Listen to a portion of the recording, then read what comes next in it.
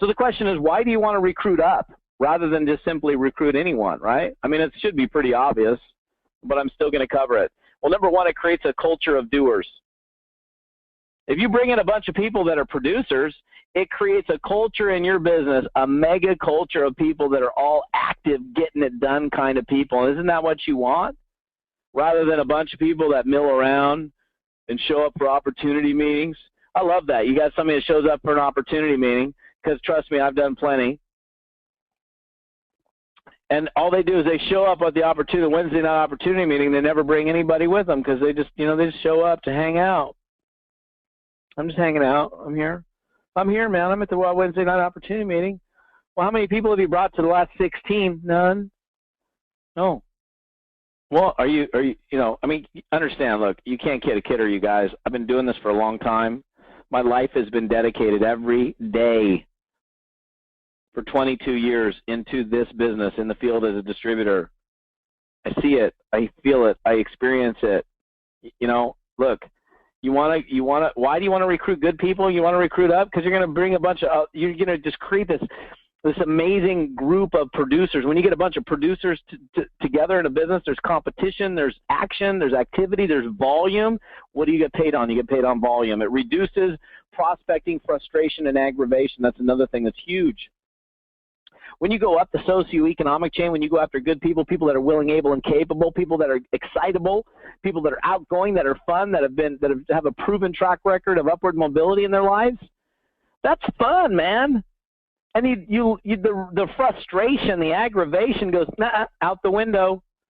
You're no longer aggravated. You're no longer frustrated because you're just, it's like, I mean, come on. Do you really like when you pick up the phone? Hi, is Bob in?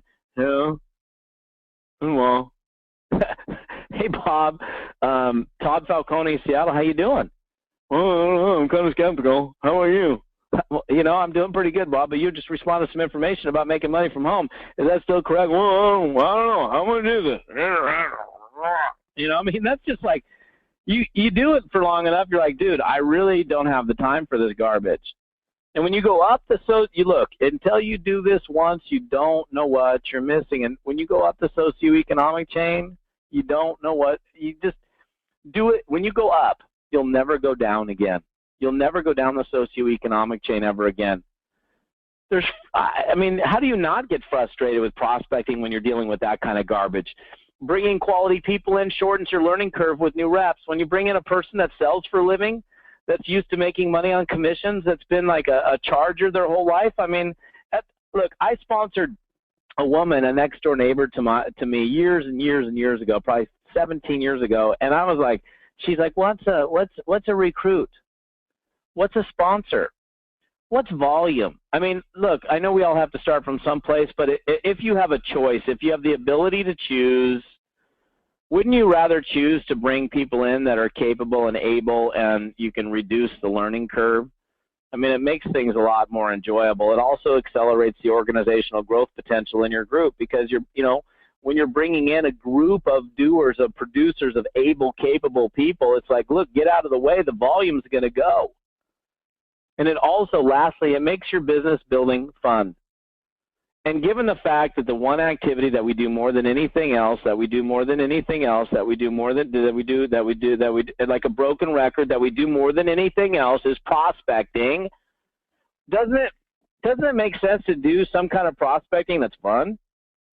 I mean, if you're going to have to talk to people every single day, I mean, that's what we do. I mean, nothing really else matters in this business except for that.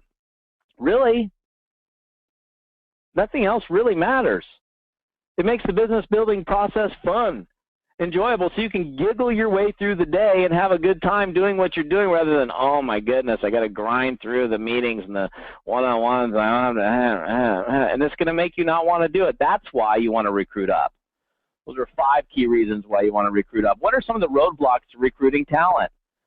Well, for a lot of people, it's being fearful of not being good enough, really. It's like, well, I haven't made any money yet, Todd, so I'm kind of scared. I don't know. I mean, I don't know if I'm worth it. I haven't made any money. I don't have any kind of proof. I don't have a proven track record. So they're afraid of not being good enough, so they don't do it. not knowing where to find them or how to easily locate people. People are like, well, I don't even know how to find. Where are all the good people at? People ask that all the time. Where are all the good people at? Lacking the self-confidence. You know, when you don't have like a history of success in your life, you're probably not going to have a whole lot of self-confidence when it comes to approaching people up the socioeconomic chain, because you're looking at them up. You're looking up at them. You're like, oh my gosh, they're better than me. They're not any better than you. They're no different than you. Maybe they've just made different choices than you have, or had different opportunities placed before them, and they made a decision with the choices that were placed before them. Being at a loss for words is another thing. Not knowing what to say. I mean, I don't know what you're into or what you're all about, but I'm kind of, you know, I mean, if I'm getting ready to approach somebody about something, somewhere, somehow, I mean, I kind of like to know what in the world to say to them. You know what I'm saying? It's like, well, I don't really know if I want to actually make a phone call to somebody if I don't really know what to say. It's like, I'm not going to make the phone call because I'm pretty much at a loss for words, right? Those are roadblocks to recruiting talent. Well, let's get through the roadblocks. Specific strategies for recruiting talent. Here's some specific ones. Number one is avoid, and you want to avoid the most costly mistake that most people make. And what most people think is the path of least resistance is actually the path of greatest resistance. When new people get started in network marketing, it's so easy to go after the broke people, the people that are, you know, at or beneath you socioeconomically, because you perceive it to be easier. You perceive that to be the path of least resistance. And we as human beings, we always, even myself, who doesn't, everybody does, takes the path of least resistance. That's a natural, I mean, why wouldn't you? Why would you take the path of greatest resistance? But unfortunately, what you think is the path of least resistance going down the socioeconomic chain is actually the path of greatest resistance. When you go down the socioeconomic chain, you're met with way more market resistance than when you go up the socioeconomic chain. And successful people are the easiest people to recruit, and until you do it, you don't know. When you go down the socioeconomic chain, if you're looking at your website or your computer screen in front of you, when beneath the line, that's going down the socioeconomic chain. When you go down the socioeconomic chain to your broke friends and family, which is our natural human tendency, you're like, oh, you're met with, I'm skeptical. I don't know if it sounds too good to be true. Is it a scam? I don't know. My Aunt Melba tried a thing like that about 17 years ago, and I don't know about that. I don't know if I'm about, I don't know. Well, I don't know. Well, I think I'll join. Well, wait, will you pay my way in if it's so good? Wait, I'll tell you what, I'll join in 6 months because I can't put the money together to $200 to get started, but in 6 months, I'll get started with the distributor kit. No. I'm not going to get no product. I'm certainly not going to get on the auto ship. I'm going to check it out. I'm going to try it out. I'm going to put my tippy toe in the water first. When you go down the socioeconomic chain, people see the glass as half empty rather than half full. They don't have the money to get started. They don't have the social influence. I know when I was 22, I had no money. I had broke friends. All my broke friends were skeptical. They had no money. I recruited one guy out of my warm market, Tom Bennett. That was it. The rest of my buddies, they didn't join. They were broke, and they were like, "You're nuts. Why don't you get a real job? Why don't you come paint houses with us?"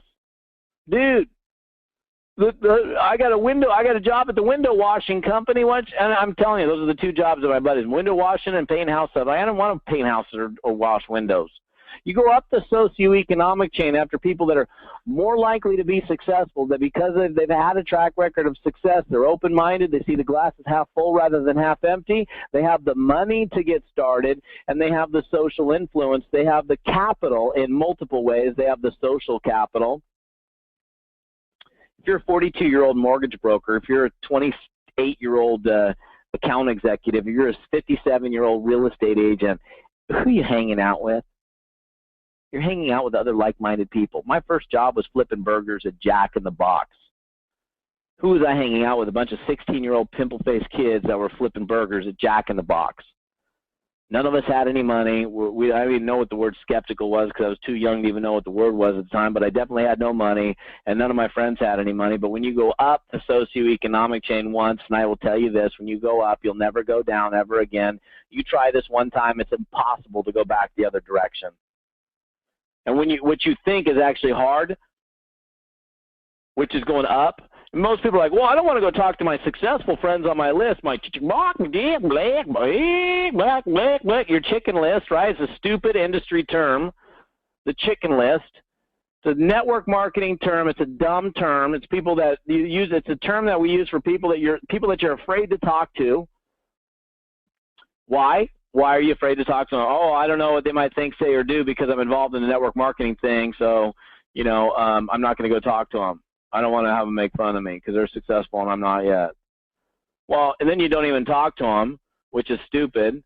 And the problem is that those people are really the best candidates. Those are the best prospects on your list. If you were to just go and ask one time, you'd go, oh, wow, this is actually easy. They're actually open. They're not the ones that are like, oh, well, it sounds good to me, too. I'm skeptical.